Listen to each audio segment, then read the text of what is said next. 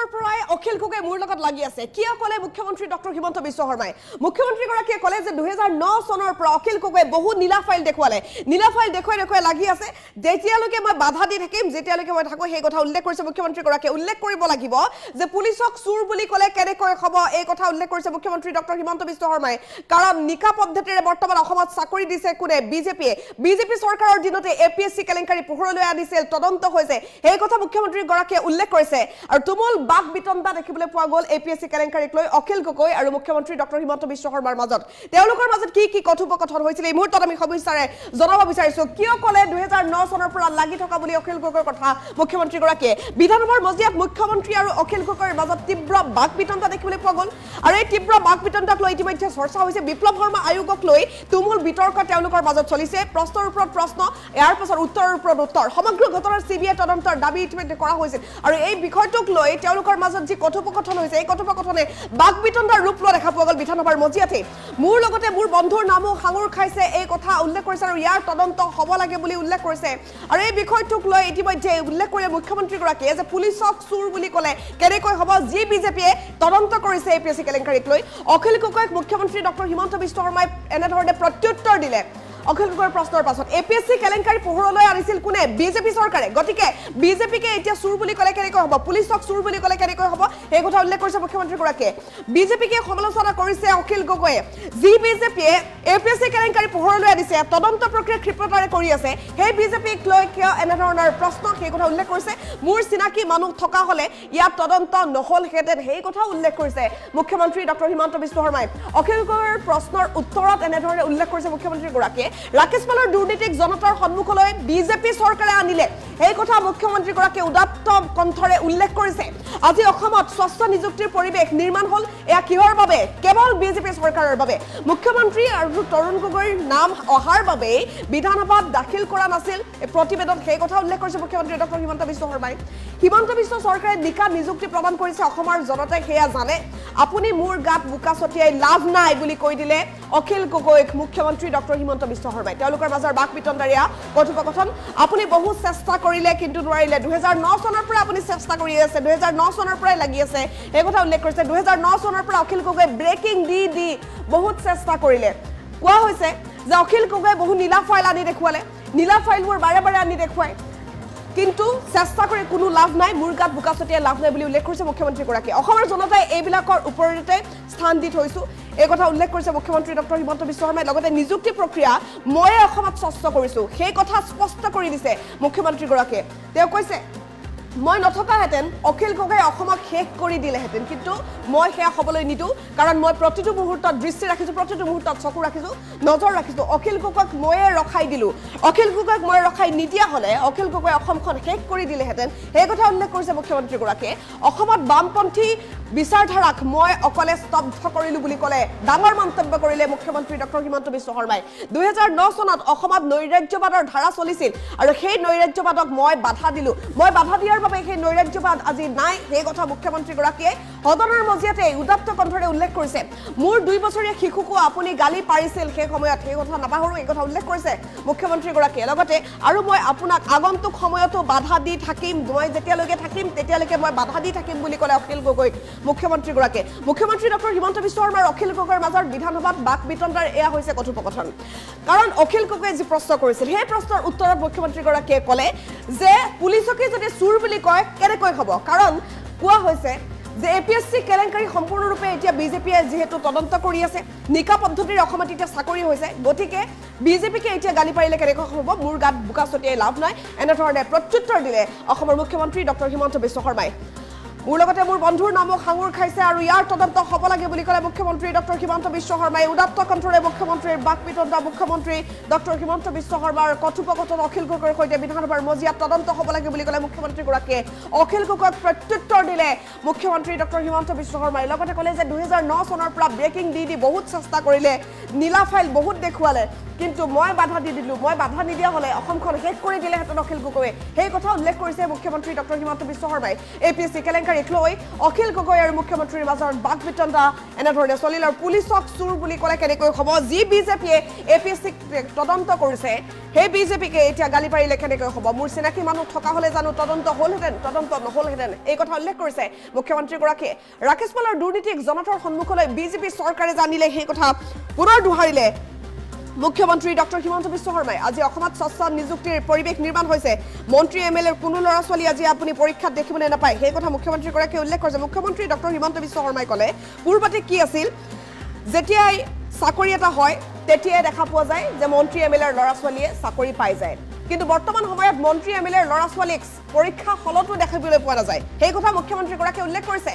গতিকে মোৰ গাত বোকা ছটিয়াই লাভ নাই। মুখ্যমন্ত্ৰীগৰাকীৰ উত্তৰ অখিল গগৈক,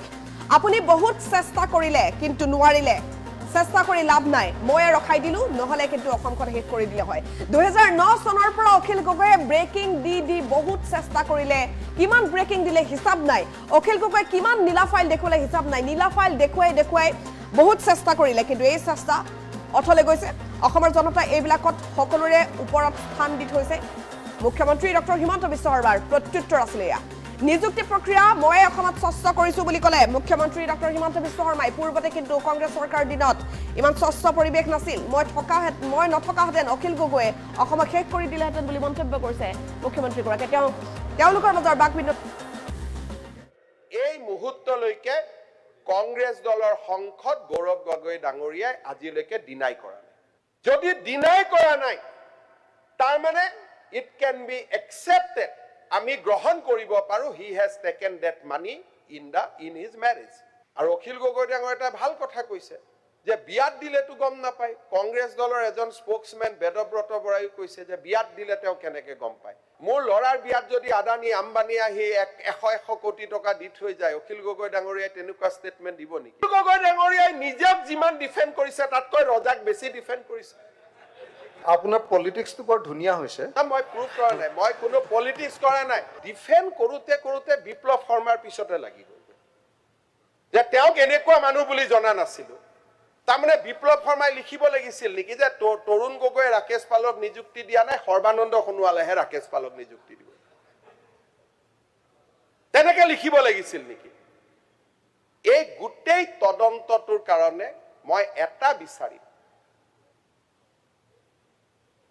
অসম কংগ্ৰেছ দলে অসমৰ যুৱ শক্তিৰ ওচৰত ৰাকেশ পালৰ হোৱা নিযুক্তিৰ কাৰণে ক্ষমা বিচাৰিব। মহোদয়ে এই গোটেই চাৰ্কুলাৰখন যে আজি এই বিষয়টো আহিব, যোৱা কালিয়ে নটিফাই কৰিছে। এটলিষ্ট সদনত ৰেকৰ্ড হওক যে মোৰ বিয়াত মই তেনেকুৱা কোনো উপহাৰ লোৱা নাছিলোঁ। এজন কংগ্ৰেছৰ সদস্যক তেখেতে অধিকৃত কৰিব পাৰিলেহেঁতেন যে আপুনি হাউচত ডিবেটটোত ক'ব যে মোৰ ওপৰত হোৱা অভিযোগটো মিছা আৰু এইটো মই প্ৰত্যাখ্যান কৰিছোঁ। আজি 20 দিন হৈ গ'ল, অখিল গগৈ ডাঙৰীয়াক চাব, he is more loyal than the Congress party. লগে লগে প্ৰেছ কনফাৰেন্স কৰিলে যে নাই নাই নাই, বিয়াত দিলেতো কোনে জানে, বিয়াততো আৰু যোনে তোনে যি টিক দি গুচি যায়। কালি মোৰ বিয়াত, মোৰ ল'ৰাৰ বিয়া হোৱা নাই, মোৰ ল'ৰাৰ বিয়াত যদি আদানী আম্বানী আহি 100 কোটি টকা দি থৈ যায়, অখিল গগৈ ডাঙৰীয়াই তেনেকুৱা ষ্টেটমেণ্ট দিব নেকি যে নহয় এইটোতো নন্দিলৰ গাত দোষ নাই, বেচেৰা তাকতো দি থৈ গৈছে? এইটো ৰেকৰ্ড হ'ব পাৰে নেকি? হিমন্ত বিশ্ব শৰ্মা আমিবিলাক সাধাৰণ মধ্যবিত্ত পৰিয়ালৰ পৰা ইয়ালৈকে অহাৰ কাৰণে আমাৰ ক্ষেত্ৰত আইন কানুন বেলেগ, হয়তো অখিল গগৈ ডাঙৰীয়াৰ কাৰণে আইন কানুন বেলেগ। তেখেতৰ 3 লাখ টকাত লোৱাটোৰ ওপৰত আমি চবেই তেখেতক টিটকাৰি মাৰি আছো, কাৰণ he has risen from a small family. কিন্তু ৰজাৰ ঘৰততো ক'ব আমি কোনেও সাহস কৰা নাই। আৰু অখিল গগৈ ডাঙৰীয়াই নিজক যিমান ডিফেণ্ড কৰিছে তাতকৈ ৰজাক বেছি ডিফেণ্ড কৰিছে। মই পইচা লোৱা বুলি ক'তো নাই দেই। নাই নাই, কমল মেধি আপোনাৰ বিহাফত লৈছে। কমল মেধি আপোনালোকৰ পাৰ্টিৰ মানুহ না, আৰু তেওঁ আপুনি আমাক মুছলিম লীগ দিছে। আছে আপুনি আমাক দিছে কেনেকে দিছে please নাজানো নহয়। reply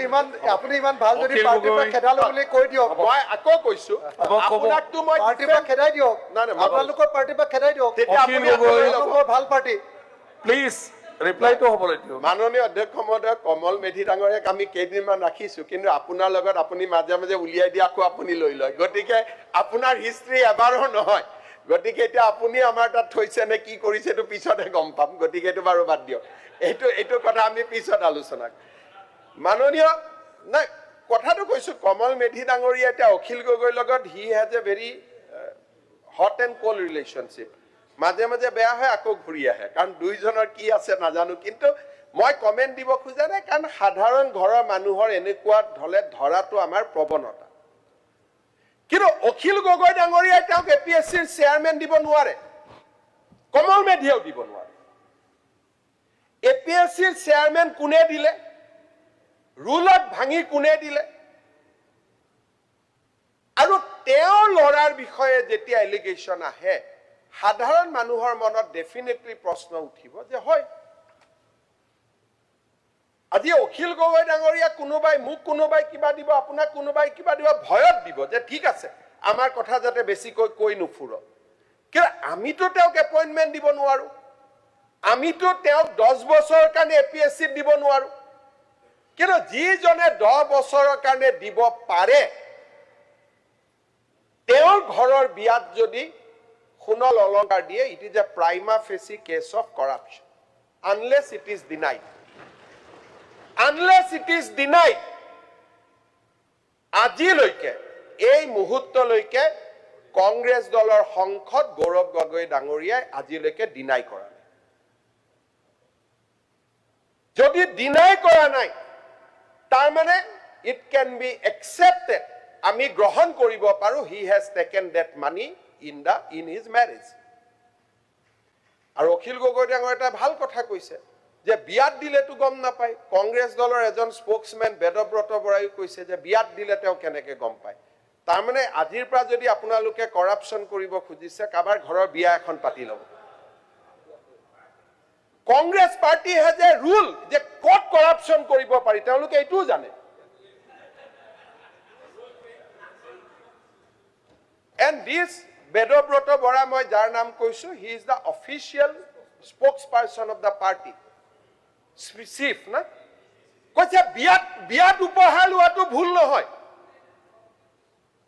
সভাপতিয়েও কৈছে যে বিয়াত উপহাৰ লোৱাটো ভুল নহয় তাৰ মানে এতিয়া আমাৰ অফিচাৰ সকলোকে কংগ্ৰেছ দলে এটা কৰাপশ্যনৰ সিস্টেম শিকাই দিলে যে আপোনালোকে বেলেগত নলব বিয়াত লৈ ল'ব কাবাৰ ঘৰৰ বিয়া এখন ভতিজাকৰ বিয়া পাতিব ভাগিনীয়েকৰ বিয়া পাতিব লৈ ল'ব এনেকে কৰাপশ্যন কেনেকে কৰিব পাৰি তাৰো পাব্লিক টিপছ কংগ্ৰেছ পাৰ্টিয়ে দিয়ে ফ্ৰী এডভাইচ দিয়ে আৰু অখিল গগৈ ডাঙৰীয়া নিজে এন্টি কৰাপশ্যন এক্টিভিষ্ট হৈ তেখেতে সেইটোক জাষ্টিফাই কৰে আৰু যদি এই অভিযোগটো হিমন্ত বিশ্ব শৰ্মাৰ ওপৰত কিবা কৰি আহিলেহেঁতেন শেষে হৈ গলোহেঁতেন এটা লাইন কৈ দিওঁ মানে মই একচুৱেলি নাজানো যে বিয়াত যদি কিবা দিয়ে সেইটো Income মানে tax ত দেখুৱাবই। এটা ইনকাম টেক্সত দেখুৱাবলৈ মই নাজানো